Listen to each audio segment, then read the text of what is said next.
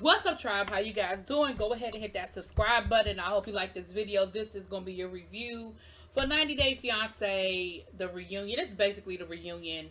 Okay, and so all of the couples are here except for Stephanie and Ryan. Now, if you've been following the stuff that's going on outside of the show, I believe Stephanie is suing the show. She says she was sexually assaulted. I'm not really clear on whether she said it was Ryan or she's accusing production of not protecting her. Listen, whatever it is, I feel I never want to make light of a woman making accusations of sexual misconduct, but when it comes to Stephanie, I can't. Anyway, so they weren't there. Tariq and Hazel did not travel because, come to find out, in the beginning we thought, oh my goodness, because they were in separate rooms, they had different, and I was like, oh man, are they separated already? What's going on with Tariq and Hazel? But come to find out, they have been exposed to COVID, and so that's why they didn't travel. And Hazel is actually not feeling well, and so Tariq is even quarantining away from her. So they're in the house together, but they're in different rooms. So that's what's going on with them. We didn't get a lot of Tariq and Hazel on, because it's a part one, part two. So we didn't dig too deep into Tariq and Hazel on this episode. But he sure had a whole lot to say about everybody else's situation. Okay. But anyway, and we didn't get a lot of Andrew and his situation, but we'll get to them at the end because they were like at the very end of the episode. But let's go ahead and get started. So let's start with Yara and Jovi. They're there. Oh, and Mike and Natalie arrived separately. They were both there, but they arrived separately. Who we gonna get to Mike and them? Okay, let's start with Yara and Jovi. So they're there. You know, they are in such a better place since the baby has come along.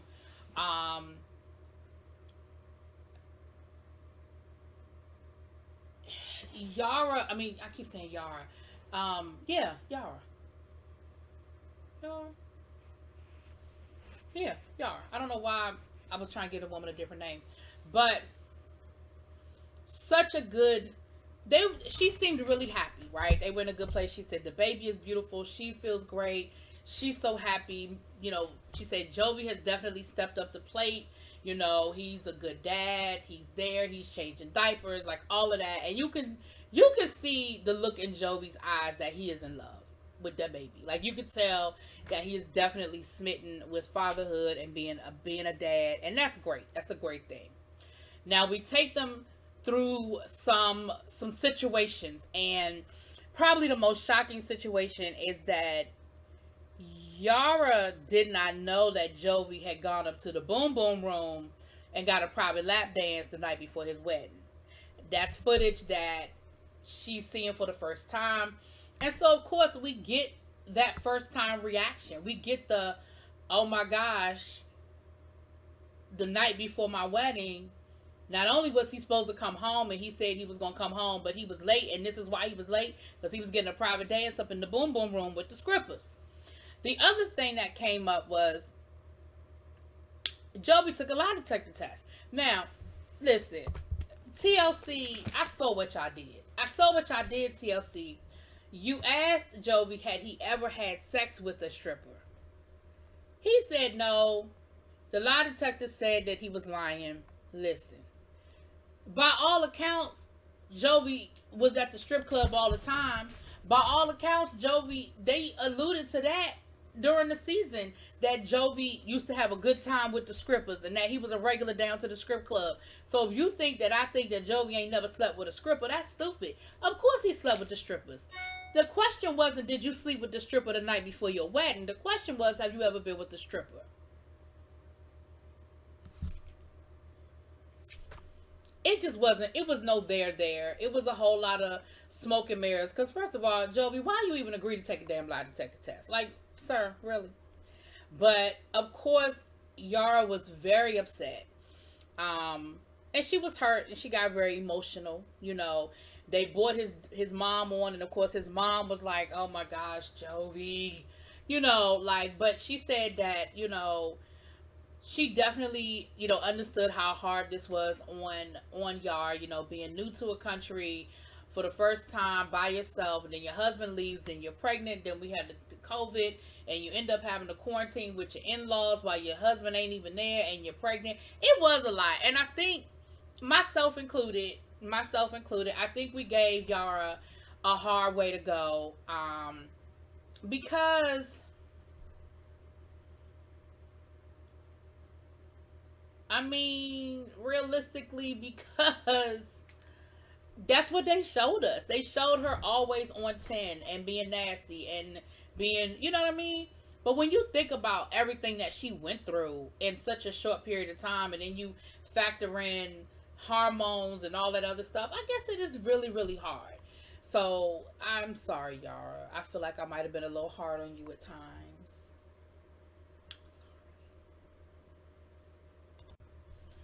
Now, the other thing we found out is that Yara and Julia, they've been corresponding on social media and stuff like that, and both of them have that very blunt attitude and personality, and so it seemed like they were always arguing with each other. But I think they both understand that sort of European personality, and so they weren't taking too much offense to it. But Natalie was another one that was very, I mean, not Natalie, Julia was another one that was very opinionated. Julia didn't seem to think it was a problem. She didn't seem to think it was a big deal. Um, um, with Jovi going to the strip club, she said, "Hey, it's not a big deal. Who cares? So what?" But then she turned around and said, "But if Brandon had gone to the strip club, and we'd have a problem." Well, then shut up. Then shut up, child. Then just shut up. Okay. Um. Speaking of which, let's go ahead and get on to the Julia Brandon. The biggest thing, of course, with Julia and Brandon was them living on the farm with the parents. Now, listen, we found out something was very misleading about this whole farm situation. Okay, here's the reality of the situation. Julia did not have to do chores. Julia did not have to do chores. That was not a thing. And it was funny because Yara was like, "Listen, if they got you working on the farm, then you need to get a green card, because on a K9 visa, you ain't supposed to be working. And if you over there, shoveling shit, then you need to get paid for it." And that's when we found out she didn't have to do those chores. Those were Brandon's chores. She did the chores so that when Brandon got home from work, his chores would already be done and he could spend time with her. And so she chose to take on those responsibilities so that her and Brandon would have more alone time. Now, on one hand, I get it. I understand. You home all day. Brandon is at work. He has to come home and still work. Brandon said, "Listen, I've been doing it for years. I can handle it." She chose to take on the responsibility so that we could spend more time together and I wouldn't have so much to do when I got home from work. But you had us all thinking that the parents had you out there working like a slave. Because I gave the parents a whole earful for that too. So I'm not going to apologize to Brandon's parents, because I feel like, I mean, they might not be guilty of that, but I just feel like I just feel like I don't owe them no apologies. We find out that the mama still don't think she did nothing wrong. She still don't feel like she guilted Brandon or put some mama guilt on Brandon. She still doesn't feel like that she was overstepping her bounds by making that woman appointment to the gynecologist for birth control. Now, I do agree, and the other people on the panel said the same thing. Listen, at the end of the day, if they're not ready to have children, they are grown enough to understand how it works. Now, if you mess around and you have a child, that's on you.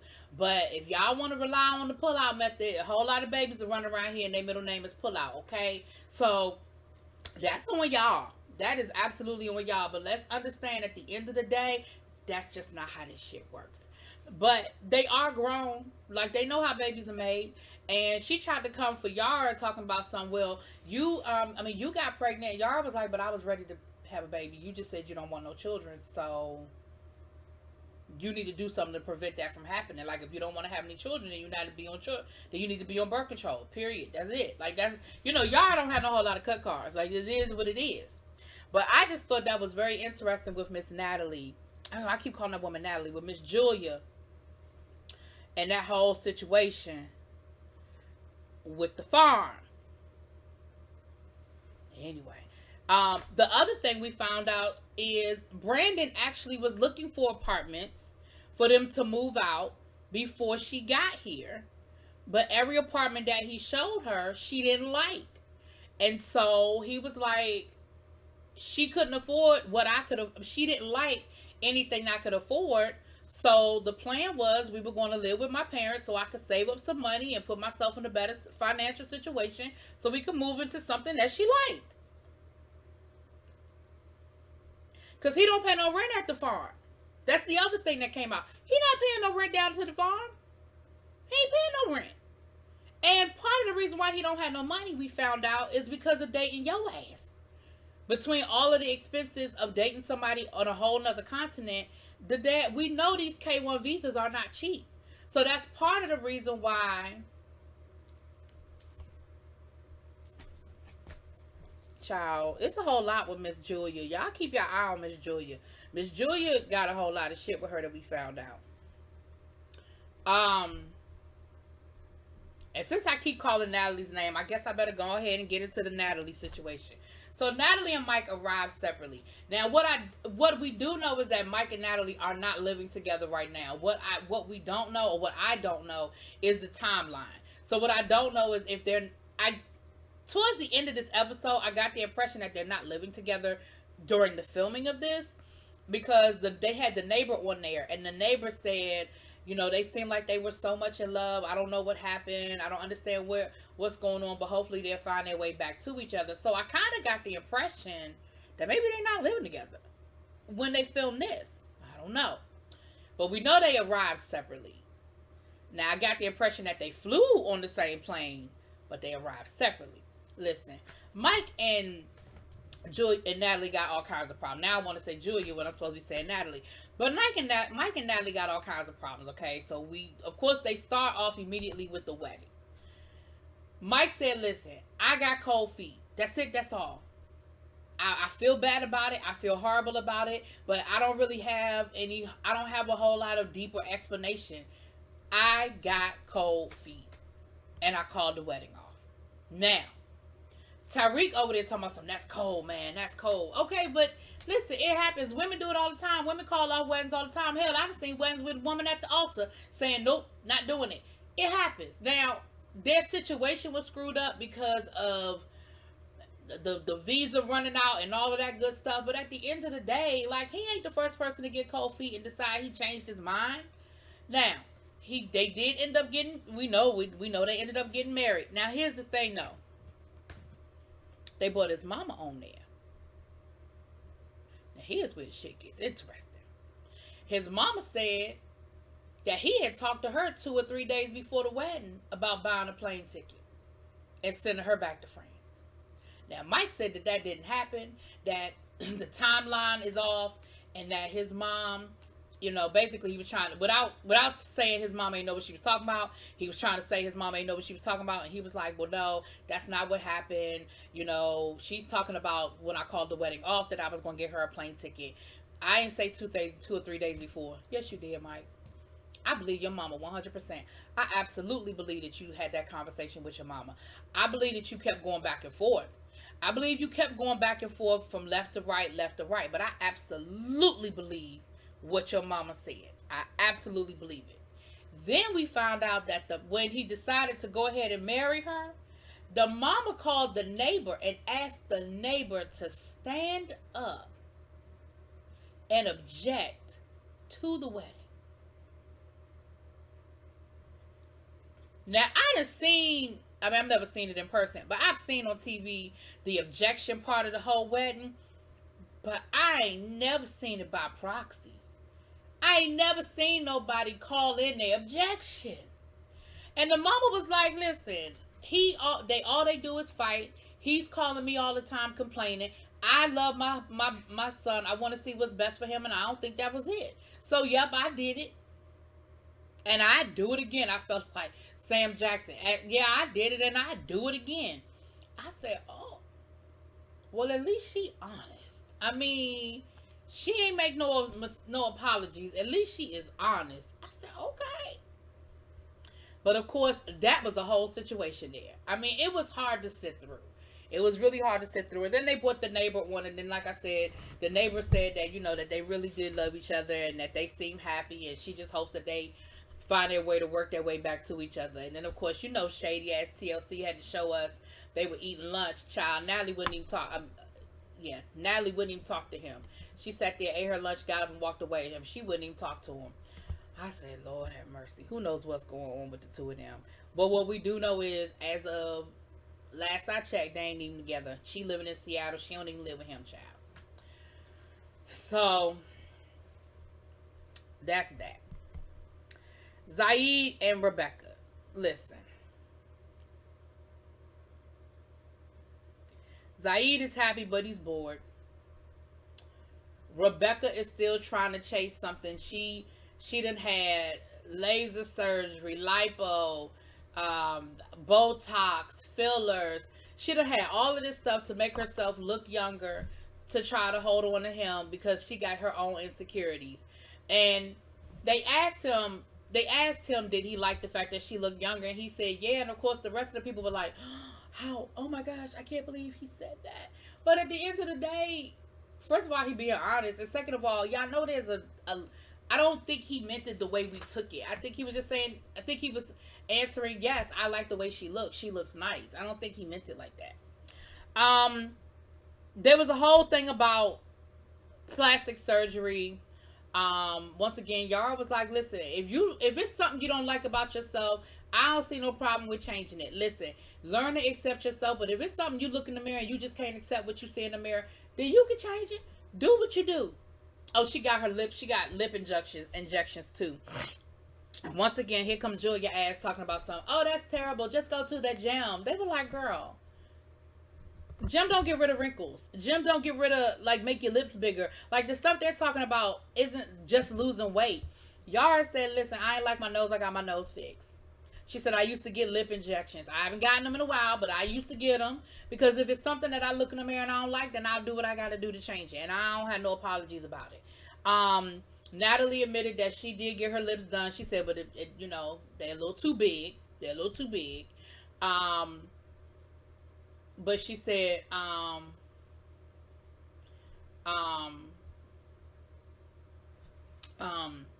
shoot. She said she wants to get her nose done. But of course, that turned into a big thing about plastic surgery and accepting who you are and all of that. The whole thing about Julia being a go-go dancer came up because, of course, she said, there's a big misconception that I was a go-go dancer. That means that I was stripping or I was sleeping with men, and that wasn't what it was. I was just a dancer. That's it. That's all. Then the whole thing about Mike cheating, that came up as well. So the other thing we found out is that the night before the wedding, Mike disappeared for about 4 or 5 hours. And, of course, Natalie thought he was off with another woman. Mike said he was just down by the lake in his own mind, dealing with his own thoughts, contemplating what he was on the phone with a travel lady trying to figure out if he could get her back to the Ukraine. That's what his ass was. He said that the reception is bad, so when she was calling him, she wasn't getting through on the phone, but he wasn't anywhere, he wasn't cheating. Now, Natalie said that Tamara, the neighbor, told her that he was at a bachelor party. Tamara said, I don't remember saying that. I don't remember saying that because Mike don't, and basically she was like, Mike don't even have no friends down here. Like, who would he go to a bachelor party with? Because he don't have no friends down here. But it seems to me like he was gone long enough to drive up to Seattle to see some of his friends up in Seattle, if that's what he was really trying to do. But do I think Mike was off cheating on Natalie? No, I don't. Do I think Mike was what he said he was? Maybe part of the time. But neither here nor there, this child. That was part one. Now, the last thing on part one, we have Amira and we have Andrew. Now, Amira said that she only agreed to do the show is if she did not have to face Andrew. And so they tried to get Andrew to leave set Um, they tried to get Andrew to leave the set when it was time for Amir to come on, and he threw a hissy fit and he walked off stage. Now listen, I see both sides of this coin. Okay, I absolutely see both sides of this coin. Like, I see both sides of this coin, because on one side of the coin, I'm like, I do feel like Andrew should be able to hear what Amira is saying and respond in real time. Whether we believe what Andrew was saying or like what Andrew was saying, I do feel like he should be able to respond in real time. But the flip side of me is saying, if she told the producers that the only way I'm going to do this show is if I don't have to deal with his ass, then it is what it is. But Andrew doesn't have to deal with it, and he sure did. He laughed. He said, "Well, if I can't have a conversation with her, then I'm not doing it." And I don't blame him. I mean, whether I like him or not, whether I think his version of the story is bullshit or not, I don't blame him for saying I'm not going to do it. If I can't respond to her in real time, and they say, "Well, we're going to give y'all equal time," but it's still hard, because somebody's going to get the last word. If you're not there to do a back and forth conversation, banter, piece of hair. Oh, that's a piece of string. Somebody's going to get the last word. You know what I'm saying? And it's probably going to be Amir, is what he's thinking. So that's where the episode ended. So next week we'll get Amir, we'll get Tyreek, maybe we'll get an update on Stephanie and Ryan. I don't know, child. But anyway, that's what it is. Talk to y'all later. Peace.